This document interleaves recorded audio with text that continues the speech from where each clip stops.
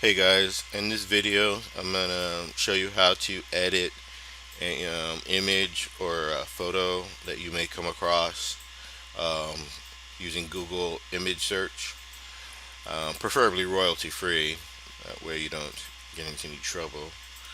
So I'm gonna open up Google Chrome here, and I already have a search that I performed um, under Google Images here for ancient Mexican designs. And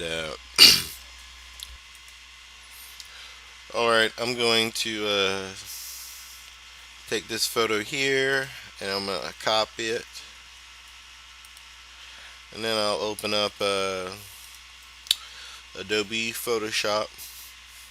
This is Creative Cloud, and then I'll go to File, New, and a couple things here that I ran across. So first of all, if you, one of the cool things about Adobe Photoshop is if you copy an image into your clipboard, and then you go and open up a new document, a new file in Photoshop. Photoshop will actually detect what's in your clipboard, the size dimensions of it, and it will automatically present itself as an option for you. So since I had copied uh, that previous image here, it automatically detected it in my clipboard and saw that the dimensions of it were 221 by 228. So the first option it gave me was to create a canvas size that mimics that exact size. Um, and that's really cool. And it automatically detected the orientation, which is a portrait. Well, that's really cool. One thing I learned the hard way on, um, make sure that this is not set to grayscale. I think because Photoshop detected it was just a black and white image, it might have just automatically defaulted it to grayscale. With grayscale, you will not be able to edit the colors into anything other than grayscale. So, if you want to add like yellow or blue or red, you will not be able to. In order to do that, make sure this is set to RGB color, and you get three options here. Do not select 32-bit. You can either leave it at 8-bit or 16-bit. Again, I learned the hard way. I got an error. But I'm going to change mine to 16-bit. And then that should be it. We can leave everything as default. And we'll hit create. Awesome. So this is our canvas size. I'll zoom in a bit. Perfect. And now I will go up to edit and paste. Great. So it automatically pasted our image in there. And first thing I will do is I will come up to this option here, and I will select the quick selection tool. I believe that's the one I want.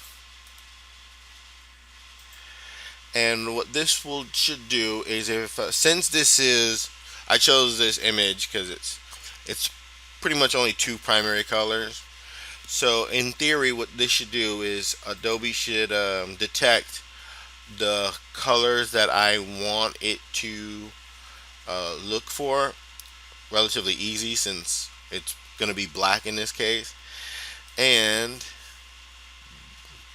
nope, that's not the one. Control Z. It should be the magic wand tool. So Adobe should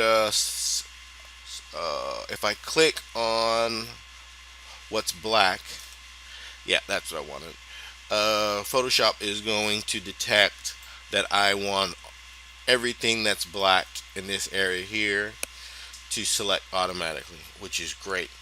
If you hold down the shift key, as you can tell, it did not select the entire document, the other objects in the document that were black. But if you hold down the shift key and you go about selecting, it will now go through and start identifying all the black objects in here.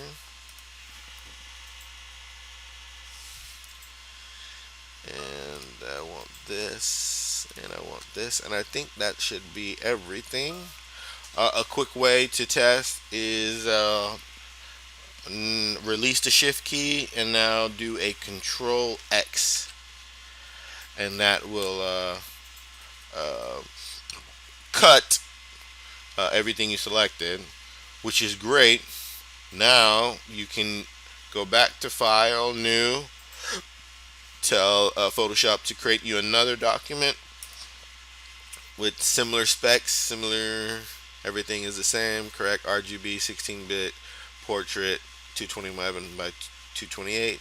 Create that, zoom in, and it's going to create this transparent canvas that you can now control V into, and there is everything that you had removed from here in here. So it makes it a lot easier. So now everything else in the background is transparent. So now what you can do is you can go down to this paint bucket tool, make sure that's selected, come up to your color palette, and depending on what colors you want to use, I'm just going to play around here. I'll do blue, hit OK, and then I can select this part here, change that to blue, come back to my color palette, pick a different color here, hit OK, select this area, and it changes this to somewhat a pinkish. That's fine. Come back to my color palette, come down here. I'm just playing around. I know it doesn't look too nice right now, but hit this little lime green and then select this, select that. That's cool. Come back to my color palette, get a little bit of yellow, a little brighter yellow. Can I get some?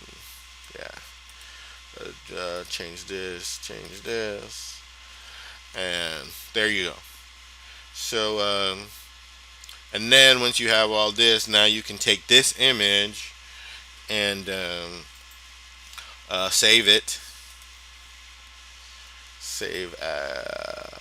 We'll just save to my computer.